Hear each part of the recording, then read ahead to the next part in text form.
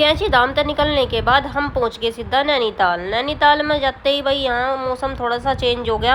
यहाँ निकल रही थी धूप और नॉर्मल सा मौसम था, जैसे कैंची धाम में ठंड थी तो यहाँ ठंड कुछ नहीं थी।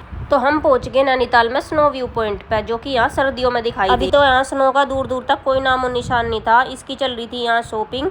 भाई गहराई था, मुझे इतना ज़्यादा डर लगा। ये इतने कोने पर बना हुआ था, मेरी हिम्मत नहीं हो रही थी इसके पास जाकर फ़ोटो खिंचवाने की। नीचे इतनी मतलब गहरी गहरी सी खाई थी, देख के इतना डर लग रहा था, पर नज़ारा वाकई बहुत बढ़िया था। फिर गए हम एडवेंचर पार्क, जहाँ तक हम ऐसे ही वापस आ गए। फिर पहुंच गए हम हिमालय व्यू पॉइंट पे। यहाँ तक भाई कोहरे की वजह से जो बिल्कुल साफ दिखाई नहीं दे रहा था, और कैमरे में तो बिल्कुल आ ही नहीं रहा इतना, नहीं तो यहाँ से हिमालय की चोटी दिखाई दे। नज़ारा यहाँ का भी भाई बहुत ही बढ़िया था। बस थोड़ी सी दिक्कत थी धूप की, धूप बहुत हो गई थी क्योंकि यहाँ लगभग 11 बजे का टाइम हो रहा था, तो थोड़ी सी गर्मी लग रही थी यहाँ। बाकी हमने यहाँ सबसे ज़्यादा टाइम दिया, कुछ फोटो वोटो लिए, वीडियो बनाई। नज़ारा बहुत ही सुंदर था भाई ऊपर से देखने में।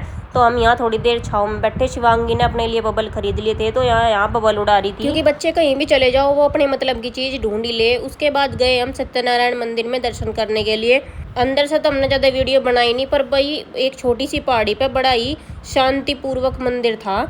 और ये है भाई मैंगो लेक। ये मतलब जो नीचे झील है वो यहाँ से एक मैंगो की शेप में दिखाई दे, आप सब देख ही रहे होंगे। फिर आगे हम ठंडी गुफा पे। भाई यहाँ एक चट्टान है, उस चट्टान के बीच में एक थोड़ी सी जगह है जिसमें से ये बोल रहा है कि भाई बहुत ही ठंडी हवा निकला है, एसी से भी ज़्यादा ठंडी हवा वहाँ से निकला है। तो भाई हमने भी चढ़ के देखा। पहले ये गए दोनों, उसके बाद मैंने भी कोशिश करी, क्योंकि मेरा भी मन था देखने का। ये है वो जगह है, अगर इसके सामने खड़े हो तो ऐसा लगा है भाई एसी भी फेल है, इतनी ठंडी हवा यहाँ से आवे।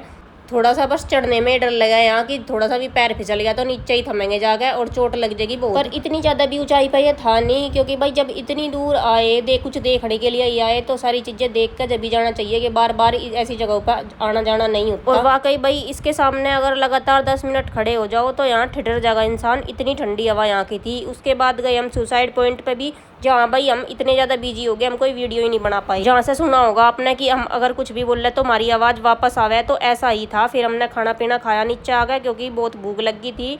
और उसके बाद आ गए नैनी झील पे। यहाँ हमें करनी थी बोटिंग। लगभग 12:30-1 का टाइम हो रहा था, और उस टाइम पे इतनी ज़्यादा भीड़ भी नहीं थी। और मुझे नैनीताल की सबसे बढ़िया जगह लगी भाई। मैं तो जितनी भी जगह घूमी तो यहाँ इन्होंने टिकट ले लिए, और अभी हम चल दिए बोटिंग के लिए। सबसे पहले जाते ही हमें इन मछलियों के दर्शन हुए और बैठ गए हम अपनी अपनी बोट में। भाई ये मतलब जो एक्सपीरियंस था सबसे बढ़िया था, बहुत ही बढ़िया नज़ारा था। यहाँ धूप भी निकल रही थी, पर इतनी ज़्यादा गर्मी नहीं थी, बिल्कुल भी नॉर्मल मौसम था, ना गर्मी ना सर्दी। तो कौन कौन नैनीताल गया भाई कमेंट करके ज़रूर बताना। वीडियो को लाइक शेयर फॉलो भी कर देना। मिलेंगे अपने अगले व्लॉग में, तब तक के लिए बाय बाय।